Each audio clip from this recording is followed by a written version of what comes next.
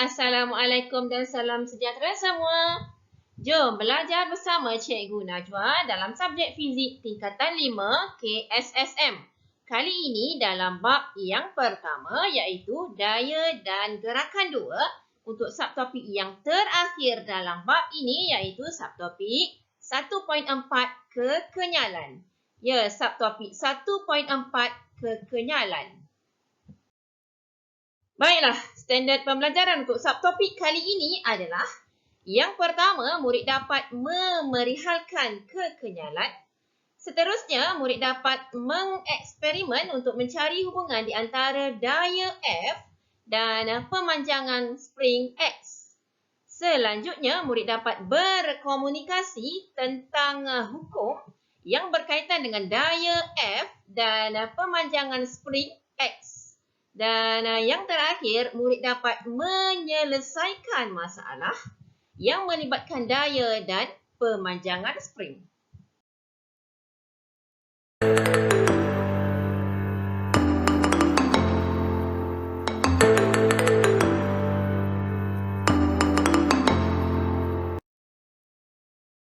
Okey, istilah penting yang akan dibincangkan dalam subtopik kali ini adalah yang pertama iaitu berkaitan dengan apakah maksud kekenyalan. Seterusnya yang kedua satu hukum yang berkaitan dengan sifat kekenyalan iaitu dibincangkan hukum Hooke. Seterusnya yang ketiga dalam hukum Hooke kita akan bincangkan mengenai satu graf iaitu graf daya melawan pemanjangan spring. Dan yang keempat, kita akan lihat susunan spring untuk susunan secara spring sesiri. Dan satu lagi yang berlawanannya iaitu spring yang disusun secara selari. Okey, jom kita lihat sama-sama apakah yang berkaitan dengan subtopik kali ini. Yang pertama, jom kita lihat apakah maksud kekenyalan.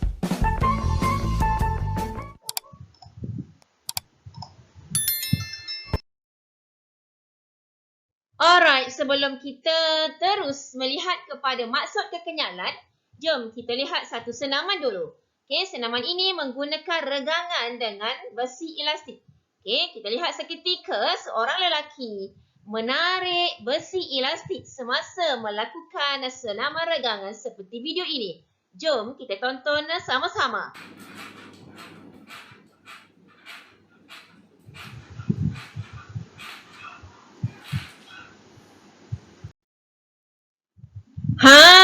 Selepas bersenam, besi tersebut kembali kepada panjang asalnya.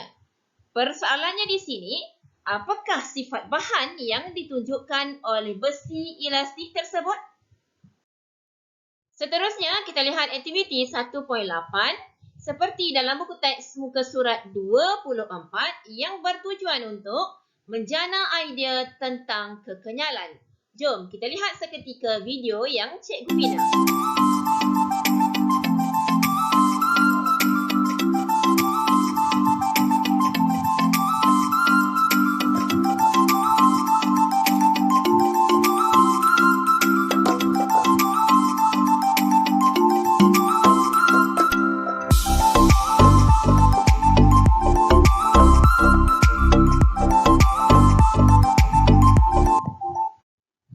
Okey, daripada aktiviti yang telah dilakukan tadi, diperhatikan bahawa spring dan span boleh kembali kepada panjang dan juga bentuk dan saiz asalnya selepas dilepaskan ataupun selepas daya dialihkan.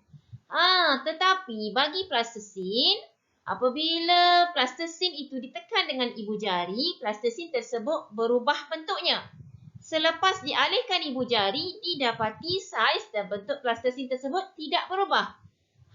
Jadi, apakah sifat yang membezakan di antara dua keadaan ini? Di mana spring dan span boleh kembali kepada bentuk ataupun panjang ataupun saiz asal, manakala plastisin tidak boleh kembali kepada bentuk dan saiz asalnya. Keadaan ini disebabkan oleh satu sifat bahan iaitu sifat kekenyalan. Di sini apakah maksud kekenyalan?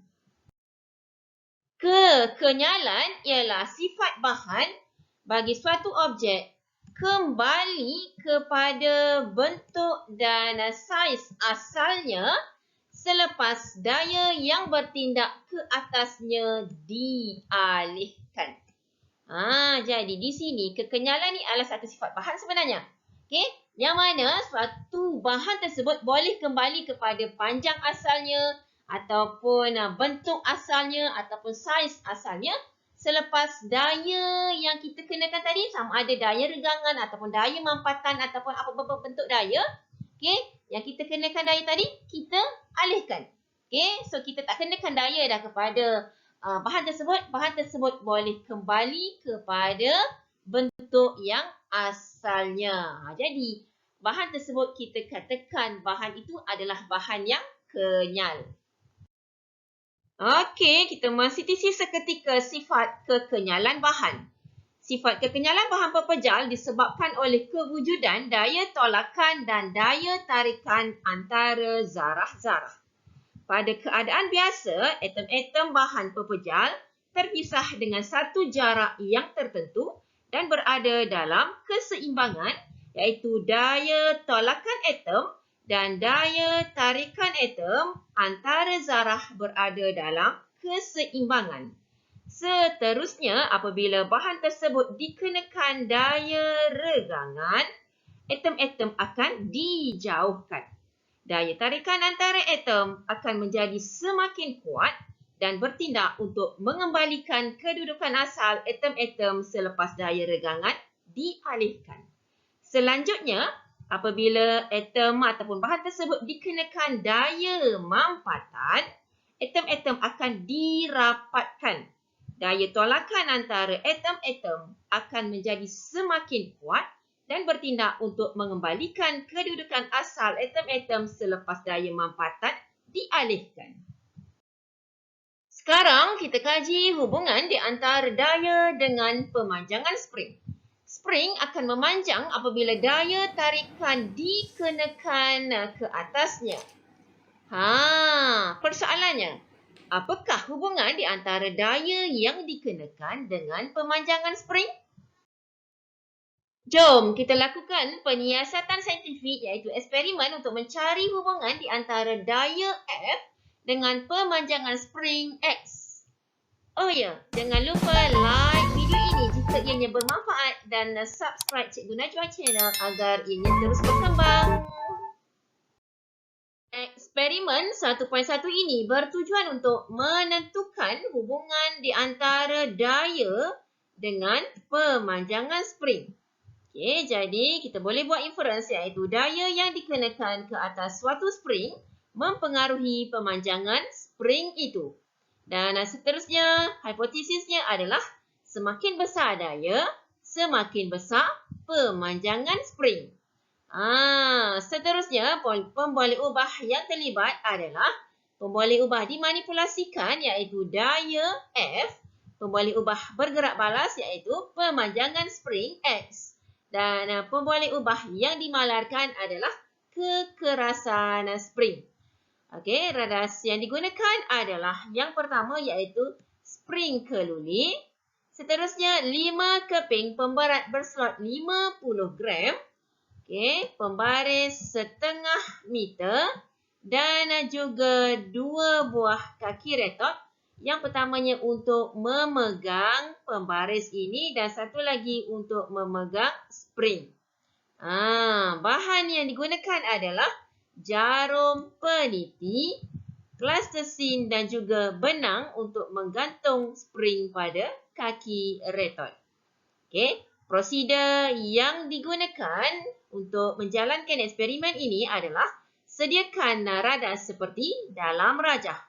Okey, kita susun alat radas ini iaitu kita pastikan tanda sifar pembaris setengah meter ini sama aras dengan bahagian atas spring. Kedudukan asal dipunya jarum peniti ini, okey, iaitu panjang asal spring L0 kita tentukan. Okey, seterusnya pemberat berslot berjisim 50 gram kita gantungkan di bawah spring. Okey, kedudukan baru untuk spring itu iaitu panjang spring yang diregang L dicatat. Pemanjangan spring X dihitung. Okey, seterusnya langkah tadi diulang dengan jisim. Kita tambah lagi jisim iaitu jisim 100 gram, 150 gram, 200 gram dan 250 gram. Dan catatkan kesemua maklumat tadi di dalam jadual. Satu maklumat penting yang berkaitan dalam eksperimen ini iaitu pemanjangan spring. Pemanjangan spring ialah penambahan panjang spring apabila daya regangan dikenakan ke atas spring itu. Okey, pemanjangan spring dengan simbol X ialah hasil tolak spring yang diregang iaitu L tolakkan dengan panjang asal spring L0. So, kita akan dapat X-nya. Okey, iaitu X menggunakan formula X sama dengan L tolak L0.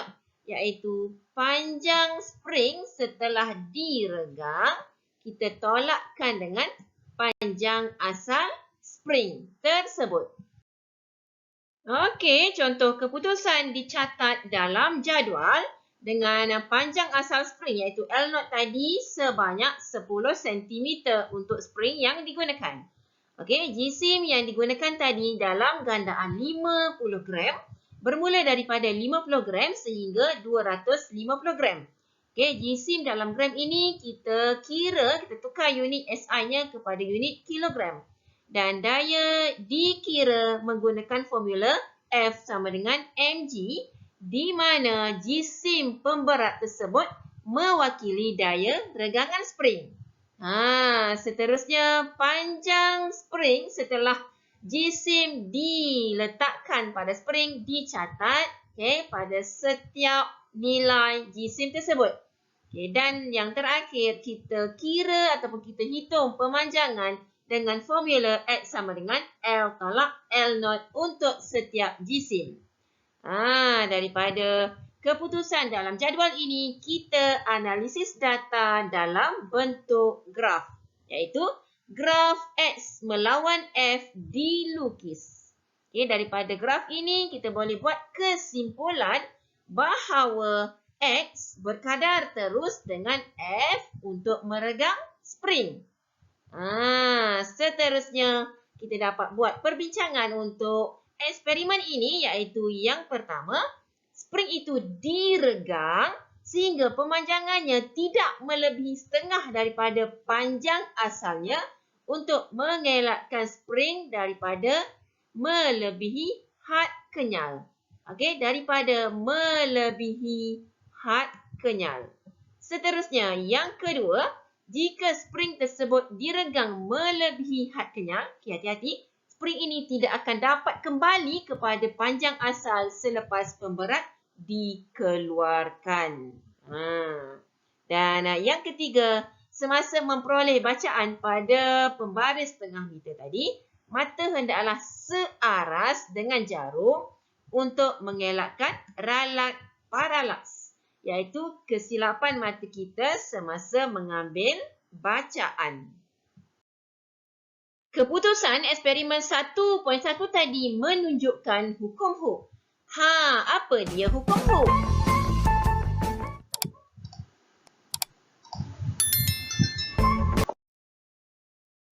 Hukum Hooke menyatakan bahawa pemanjangan suatu spring adalah berkadar terus dengan daya yang bertindak ke atas spring jika tidak melebihi had kenyal spring itu.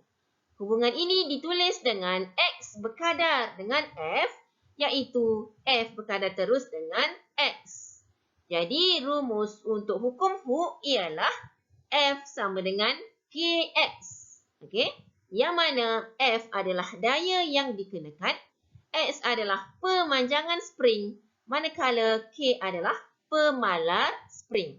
Okey, graf untuk hukum Hooke ialah graf X melawan F di mana pada paksi Y ianya diwakili oleh X iaitu pemanjangan spring, manakala bagi paksi X diwakili oleh daya F dengan bentuk graf iaitu berkadar terus ataupun bergaris lurus ke atas yang bermula dari asalan.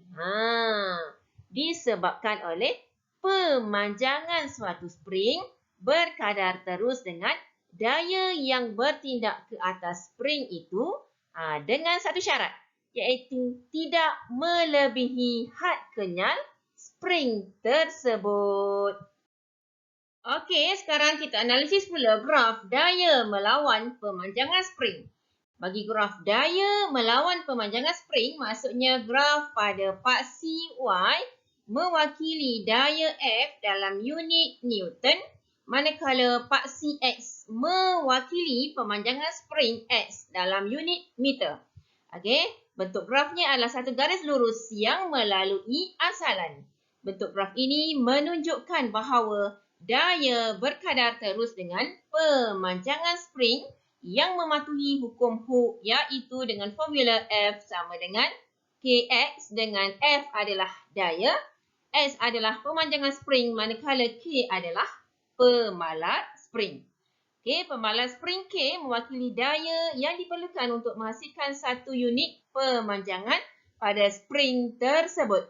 Okey, iaitu pemalar spring K sama dengan F per X. Jika kita tukar formula hukum Hooke ni, iaitu kita bawa K-nya ke sebelah kiri, so kita akan dapat pemalar spring K sama dengan F per X. Seterusnya, nilai pemalar spring K juga boleh didapati daripada nilai kecerunan graf daya F melawan pemanjangan spring X. Okey, dengan pengiraan kecerunan graf iaitu F bahagikan dengan X.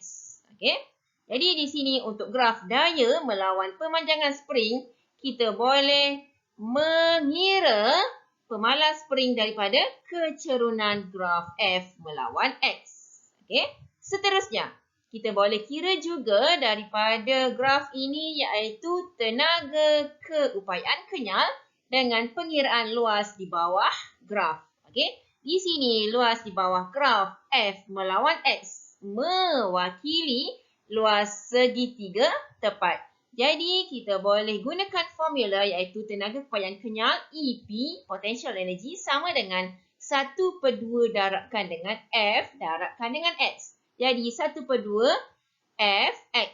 Okay, EP sama dengan setengah Fx. Jadi, seterusnya tenaga keupayaan kenyal juga, kalau kita formula ini kita gabungkan dengan hukum Hooke, so kita akan dapat satu formula baru iaitu EP sama dengan 1/2 Kx kuasa 2. Jadi, apa yang penting di sini, formula untuk pengiraan tenaga keupayaan kenyal EP sama dengan setengah Fx ataupun kita boleh juga gunakan EP sama dengan setengah Kx kuasa 2. Okey, jika daripada graf, kita boleh kira tenaga keupayaan kenyal daripada nilai luas di bawah graf. Untuk nilai pemalar spring bagi graf, kita boleh kira nilai kecerunan graf tersebut. Okey, untuk formula di sini yang penting daripada hukum Hooke iaitu F sama dengan Kx. Jadi kita pusing daripada formula hukum Hooke ni kita dapat pemalar spring K sama dengan F per X. Okey, ni beberapa formula yang penting untuk kita ingat dalam hukum Hooke bagi sifat kekenyalan bagi analisis graf daya melawan pemanjangan spring. Bahan yang mempunyai nilai pemalar spring K yang lebih besar ialah bahan yang lebih tegar ataupun keras. Okay, sebagai contohnya untuk graf F melawan X, kita ada dua nilai kecerunan iaitu satu graf pada bahagian atas dan satu lagi graf pada bahagian bawah. Graf pada bahagian atas adalah bila kita kira kecurunannya, kita akan dapat nilai kecerunan yang lebih besar berbanding dengan graf pada bahagian bawah. Kita kira kecerunannya, kita akan dapat kecerunan K yang lebih kecil.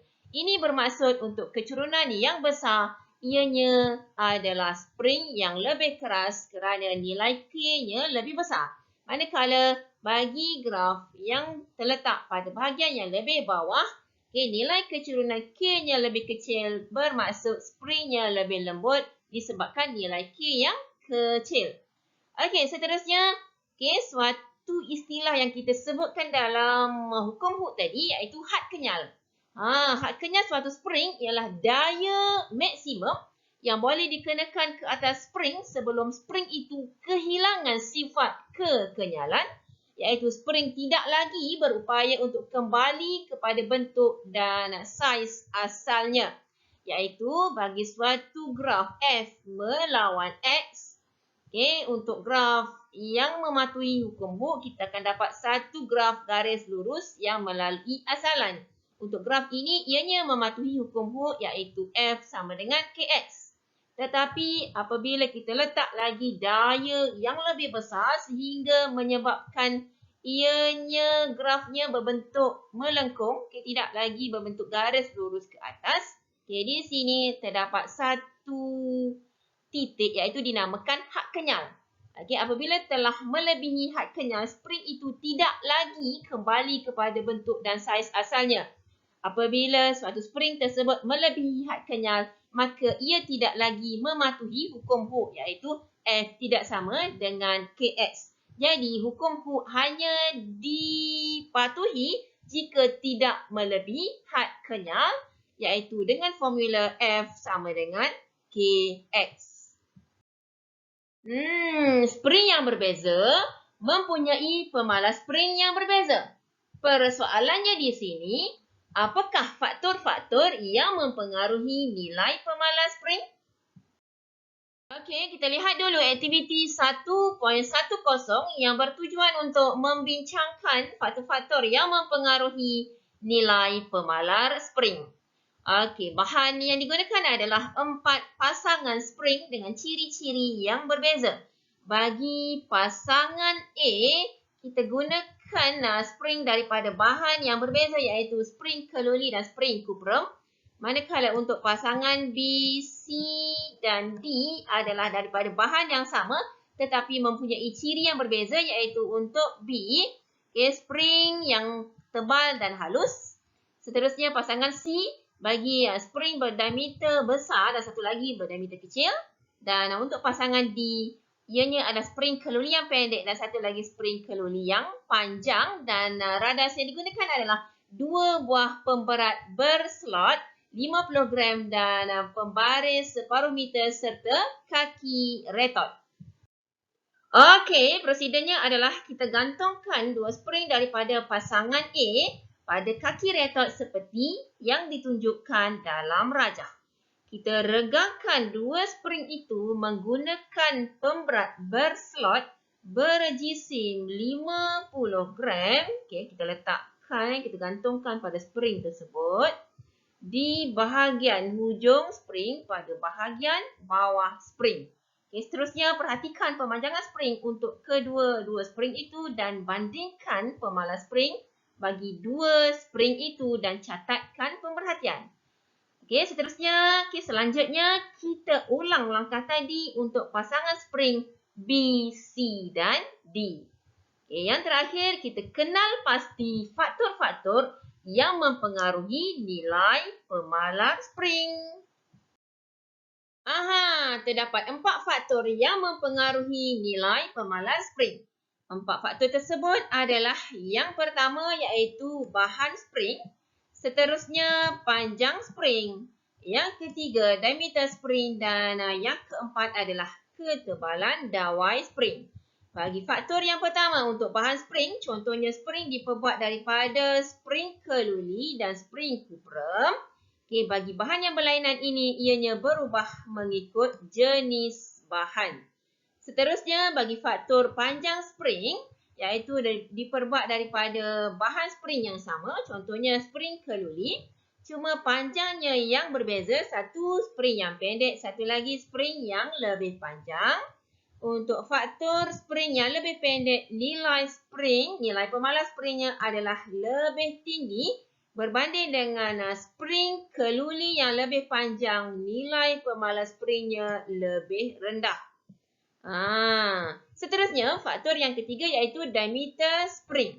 Okey, bahan dibuat daripada bahan yang sama, panjang yang sama, ketebalan dawai yang sama, cuma diameter spring sahaja yang berbeza iaitu satu diameter kecil, satu lagi diameter yang besar. Untuk diameter yang lebih kecil, nilai pemalas springnya adalah lebih tinggi berbanding dengan dawai yang mempunyai diameter yang besar, nilai pemalas springnya adalah lebih rendah.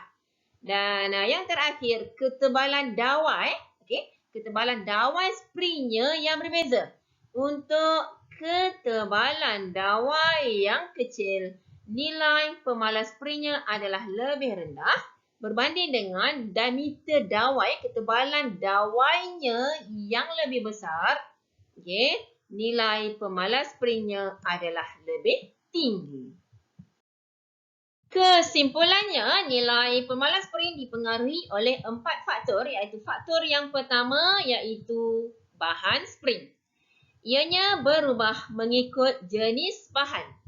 Spring yang diperbuat daripada bahan yang lebih keras adalah lebih tegar. Contohnya, spring keluli adalah lebih keras daripada spring kuprum. Okey. Seterusnya, faktor yang kedua iaitu panjang spring. Bagi spring yang lebih panjang, ianya mempunyai nilai pemalas spring yang lebih rendah. Okey, spring yang panjang mempunyai nilai K yang lebih kecil. Maka spring yang panjang adalah lembut dan mudah diregang ataupun dimampatkan. Seterusnya, faktor yang ketiga iaitu diameter spring. Bagi faktor ini, diameter spring yang lebih besar mempunyai nilai pemalas spring yang lebih rendah. Okey, iaitu diameter lilitan spring yang lebih kecil menghasilkan pemanjangan spring yang lebih kecil. Maka spring yang mempunyai diameter spring yang lebih kecil adalah lebih keras dan tegar. Dan yang terakhir, faktor yang keempat iaitu ketebalan dawai spring. Spring yang berdiameter dawai yang besar mempunyai nilai pemalas spring yang lebih tinggi. Okay, contohnya di antara spring penyerap hentakan pada motosikal dengan spring yang kita gunakan di makmal. Okay, dia mempunyai ketebalan dawai yang berlainan kan? Jadi spring pada motosikal yang mempunyai diameter yang lebih besar mempunyai nilai pemalas spring yang lebih tinggi. Dawai spring yang lebih tebal menghasilkan spring yang lebih keras dan tegar. Dalam sistem yang terdiri daripada dua ataupun lebih spring yang serupa, susunan spring adalah sama ada sesiri ataupun selari. Bagi susunan sesiri, ianya disusun secara berturutan dari atas ke bawah. Manakala untuk susunan selari, ianya disusun secara berturutan dari kiri ke kanan. Contohnya. Jadi untuk susunan sesiri, suatu daya regangan dikenakan ke atas spring ini, ianya bertindak kepada setiap spring dalam susunan sesiri. Maka pemanjangan spring adalah X untuk setiap spring. Jadi pemanjangan sistem spring adalah sama dengan X tambah X menghasilkan 2X. Okey, yang ini contohnya untuk 2 spring. Jika terdapat 3 spring yang disusun secara sesiri, maka X tambah X tambah X menghasilkan 3X. Jadi, bilangan spring darabkan dengan pemanjangan spring. Okey, manakala untuk secara selari, susunan secara selari, contohnya suatu daya regangan dikenakan ke atas spring, ianya dibahagikan sama rata. Untuk 2 spring, maka pemanjangannya dibagikan kepada 2. Okay, X bagikan dengan 2 untuk setiap spring. Maka pemanjangan sistem springnya adalah X bahagikan dengan 2. Maka kita gunakan formula ini untuk susunan selari dengan formula X bagikan dengan bilangan spring. Okay, contohnya di sini. 2 spring yang digunakan, maka kita bagikan dengan 2. X bagikan 2. kalau katakan terdapat 3 spring yang disusun secara selari, maka X bagikan dengan 3. Jadi untuk susunan sesiri, kita tambahkan je pemanjangan spring. Bagi susunan selari, kita bagikan dengan bilangan spring. Yang terakhir, kita lihat penyelesaian masalah yang berkaitan dengan spring. Okay, stay tune untuk melihat contoh-contoh penyelesaian masalah. Okay, seterusnya sila like video ini jika ianya bermanfaat dan subscribe Cikgu Najwa Channel agar channel ini terus berkembang. Contoh yang pertama, soalan A. Suatu spring dengan panjang asal 50 mm memanjang sebanyak 6 mm apabila diregangkan oleh daya 12 Newton. Hitungkan pemalar spring itu. Seterusnya, soalan B. Rajah di bawah menunjukkan 3 susunan spring yang terdiri daripada spring yang sama dengan spring di soalan A. Bagi setiap susunan spring itu, tentukan yang pertama tegangan dalam setiap spring, yang kedua pemanjangan setiap spring, yang ketiga pemanjangan sistem spring itu, dan yang keempat jumlah panjang susunan spring itu. Okey, jom kita selesaikan sama-sama. Bagi soalan A diberi, di sini diberi ada 3 maklumat diberi dan 1 benda yang kita nak hitung. Okey, iaitu yang pertamanya spring panjang asalnya 50 mm adalah L0.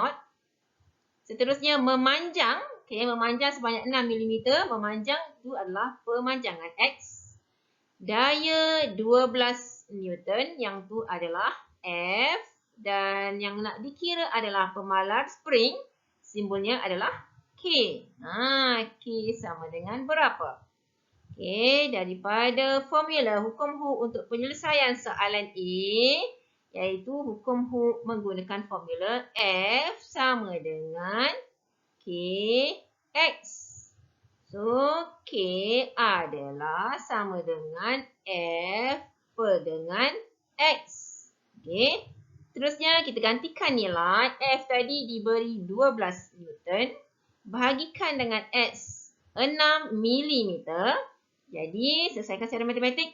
12 bahagikan dengan 6. Kita akan dapat nilainya 2. Apakah unit untuk K? Bagi kes ini. Okey, unitnya adalah dayanya Newton. Bahagikan unit pemanjangan diberi dalam unit milimeter. Jadi, Newton per milimeter. Jadi, K adalah 2 Newton per milimeter. Seterusnya, untuk penyelesaian soalan B. Okey, susunan A spring ini adalah 2 spring disusun secara sesiri. Maka untuk soalan B1, bagi tegangan untuk setiap spring. Okey, tegangan bagi setiap spring tersebut iaitu T untuk tegangan bagi spring P adalah sama dengan daya yang dikenakan iaitu sebanyak 12 Newton.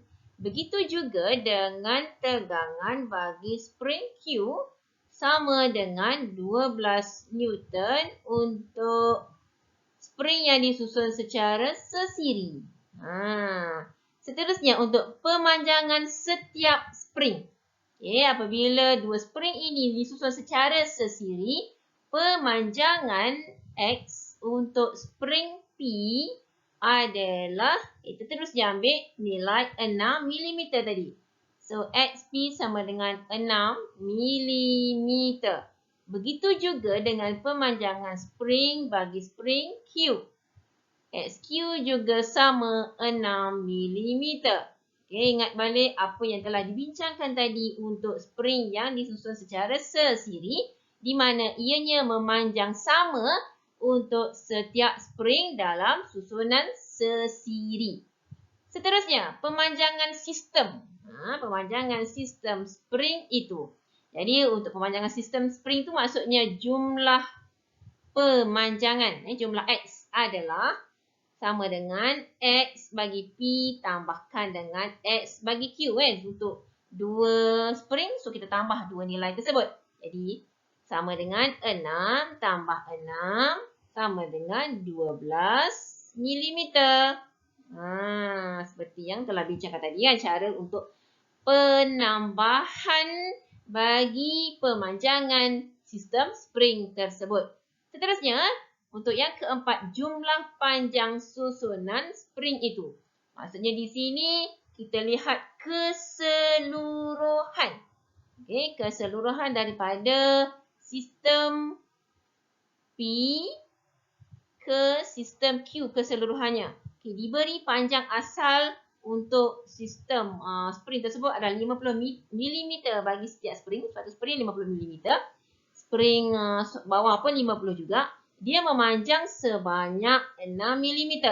Okay, yang bawah pun memanjang sebanyak 6 mm. So, kita tambah semuanya nilai ini. Jadinya jumlah panjang susunan spring itu adalah 50 tambahkan dengan 6 untuk spring P. Tambahkan dengan spring Q pula. Panjang asalnya 50. Ia memanjang sebanyak 6 mm juga. So, 50 tambah 6 tambah 50 tambah dengan 6 sama dengan 112 unit milimeter. So, selesai untuk B. Soalan B bagi susunan A. Soalan B pula untuk susunan spring yang disusun secara selari. Okay, spring yang terlibat adalah spring R dan spring S. So, sekarang kita selesaikan soalan B1 yang mana kita perlu kira tegangan dalam setiap spring. Okay, untuk tegangan T bagi spring R sama dengan, disebabkan oleh susunannya secara selari, maka daya yang dikenakan 12 Newton ini akan dibahagikan kepada dua spring. Kerana di sini terdapat dua spring yang disusun secara selari. Kerana daya yang dikenakan akan dibahagikan pada sama rata. Maka 12 Newton yang dikenakan kepada sistem spring itu akan dibagikan kepada 2 kerana 2 spring yang terlibat. Jadi 12 bagikan dengan 2 kita akan dapat 6. Tegangannya berunit Newton. Seterusnya bagi TS pula sama juga, iaitu 12 bagikan dengan 2 sama dengan 6 Newton. Daya yang dikenakan 12 Newton ini dibahagikan kepada 2 spring. Untuk spring R 6 Newton, manakala spring S tegangannya juga 6 Newton. B yang kedua, pemanjangan setiap spring. Pemanjangan yang diberikan dalam sistem tersebut adalah 6 mm. 6 mm tu maksudnya untuk satu spring. Jadi bagi setiap spring yang disusun secara selari, kita kena bahagikan dengan bilangan spring kan, seperti yang telah dibincangkan tadi. Maka pemanjangan X untuk spring R adalah sama dengan pemanjangan satu spring 6 mm bahagikan dengan bilangan spring iaitu 2, iaitu 6 bahagi 2 sama dengan 3 unitnya milimeter. Seterusnya begitu juga untuk pemanjangan spring X bagi spring S. XS sama dengan 6 bahagikan dengan 2 sama dengan juga 3 milimeter. Seterusnya, pemanjangan sistem spring itu, jumlah pemanjangannya adalah 3 mm sahaja. Seperti yang telah dibincangkan kan? Kerana susunannya disusun secara selari, maka ianya hanya memanjang sebanyak 3 mm sahaja disebabkan dibahagikan kepada 2 spring, yang mana 2 spring itu disusun secara selari. Yang terakhir untuk jumlah panjang susunan spring itu, jumlah panjangnya, panjang asal spring adalah 50 mm. kita tambahkan dengan jumlah pemanjangan iaitu 3. Jadi jumlah panjang susunan spring itu adalah 50. Tambahkan dengan 3 menghasilkan 53 unit milimeter. Gitu. Okey, penyelesaian terakhir untuk soalan spring susunan C bagi soalan B, di mana spring susunan C melibatkan susunan 3 spring iaitu spring T, U dan V yang disusun secara selari dengan spring W yang disusun secara sesiri. Macam mana pula ya untuk spring gabungan? Okey, yang pertama soalan B1 untuk penyelesaian bagi tegangan setiap spring. Okey, kita cari satu-satu ya. Tegangan untuk spring T yang disusun secara selari dengan 3 spring yang lain yang serupa kan. So, 3 spring selari. Maka daya yang dikenakan 12 Newton ini bahagikan dengan 3. Okey, kerana 3 spring selari. So, 12 bagi 3 kita akan dapat nilai 4 Newton. Okey, begitu juga dengan spring U dan spring V. Nilainya adalah sama dengan spring T, tegangannya iaitu bernilai 4 Newton. Manakala bagi tegangan untuk spring W, dia adalah secara satu sahaja di situ untuk spring secara sesiri macam tu. So, tegangan talinya dikenakan, tegangan springnya dikenakan terus direct sebanyak 12 Newton. Seterusnya B2 untuk pemanjangan setiap spring. Okey, bagi X untuk spring T disebabkan susunannya secara selari, 3 spring yang terlibat, maka 6 bahagikan dengan 3. 6 bagi 3 dapat 2 milimeter. Okey, begitu juga dengan pemanjangan spring untuk U sama dengan pemanjangan spring untuk V sama dengan pemanjangan spring T. Jadi sama dengan 2 milimeter. Manakala bagi pemanjangan spring W disebabkan satu-satu je dia. So kita terus ambil direct je 6 milimeter. Okey, dia tak dipengaruhi oleh susunan selari ataupun sesiri kerana tunggal sahaja ke situ. Satu je kan, yang W saja. Jadi X, pemanjangan spring untuk W adalah 6 milimeter. Seterusnya pemanjangan sistem spring. Jadi di sini kita tambahlah. Okey, yang bahagian selari tambah dengan sesiri. Jadi pemanjangan sistem selari 2 tambahkan dengan yang sesiri 6 sama dengan 8 milimeter. Yang terakhir, jumlah panjang susunan spring itu. Okey, jumlah panjangnya, bahagian atas untuk susunan selari, dia adalah 50. Bagi susunan bawah pula adalah 50 untuk spring bahagian bawahnya 50, spring atasnya juga 50 dan jumlah pemanjangan sistem tadi adalah 8. So bila tambah kesemuanya kita akan dapat 50 tambah 50 tambahkan dengan 8 untuk jumlah pemanjangan sistem spring itu, iaitu menghasilkan jumlahnya sama dengan 108 unit milimeter. Di sini sangat penting untuk dipertimbangkan sama ada susunan sesiri dan juga susunan secara selari dan juga susunan secara sesiri. Okey, penting ya untuk kita nak tahu nak tambah terus ataupun kita nak bahagikan dengan jumlah spring tersebut. Sifat kekenyalan bahan mempunyai aplikasi yang luas.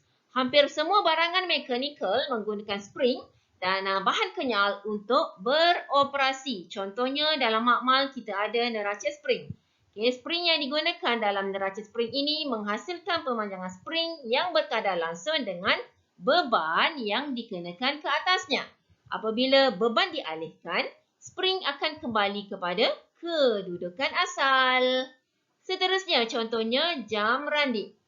Okay, tenaga keupayaan yang tersimpan dalam spring akan ditukarkan kepada tenaga kinetik yang menggerakkan jarum jam randik sehingga spring kembali kepada keadaan asal.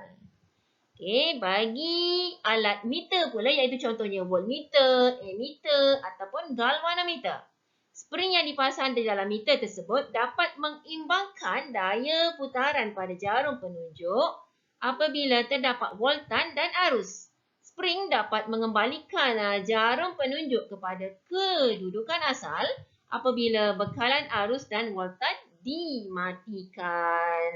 Seterusnya, dalam sistem penyerap hentakan dalam sesebuah kenderaan. Okay, spring yang dipasang pada keempat-empat roda dapat menyerap hentakan apabila kenderaan bergerak di atas jalan yang tidak rata supaya perjalanan lebih lancar. Seterusnya, contohnya di rumah, kita ada buaian bayi.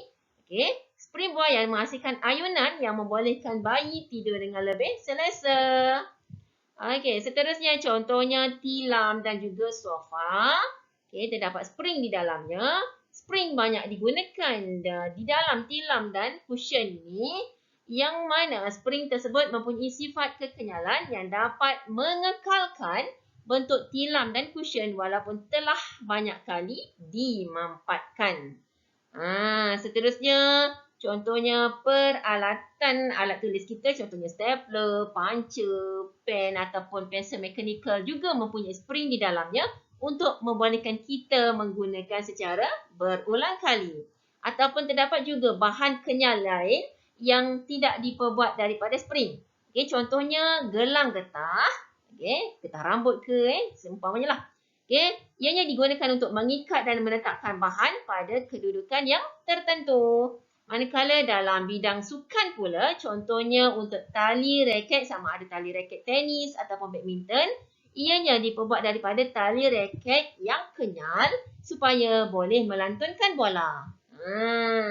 Manakala bagi sukan papan terjun pula, papan terjun tu adalah kenyal yang membolehkan peserta mencapai lompatan yang tinggi. Okay. Satu lagi contohnya bagi sukan memanah. Okay. Pemanah menggunakan busur dan anak panah yang kenyal untuk membolehkannya bermain sukan memanah. Okay, itulah contoh-contoh sebagai contoh aplikasi kekenyalan dalam kehidupan seharian kita.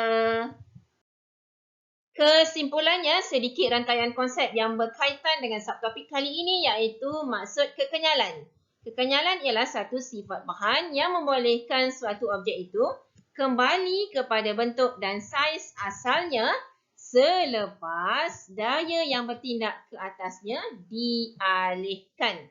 Okay, kekenyalan ini berkaitan dengan satu hukum iaitu hukum Hooke yang mana ianya menyatakan bahawa pemanjangan suatu spring adalah berkadar terus dengan daya yang bertindak ke atas spring itu jika tidak melebihi had kenyal spring itu. Dan untuk hukum Hooke, ada satu graf iaitu graf F melawan X dengan keadaan graf yang bergaris lurus, iaitu daya berkadar terus dengan pemanjangan. Okey, yang terakhir dalam misi menjelajah seluruh dunia untuk melihat dunia fizik. Okey, selesaikan dulu praktis formatif 1.4 seperti dalam buku teks muka surat 32. Okey, selesaikan soalan 1, 2, 3 dan 4. Selesaikan ya untuk pengukuhan dalam subtopik kali ini 1.4 kekenyalan. Okey, sampai setakat ini untuk kali ini. Terima kasih semua kerana sudi menonton video sehingga ke penghujung pengajaran. Cikgu ucapkan selamat maju jaya untuk semua agar kita sukses dalam mata pelajaran fizik. Terima kasih juga kerana sudi like, komen, share dan juga subscribe Cikgu Najwa Channel agar channel ini terus berkembang. Okey, jangan lupa tekan loceng untuk mendapatkan notifikasi video-video yang terbaru. Semoga kita jumpa lagi dalam video-video yang akan datang.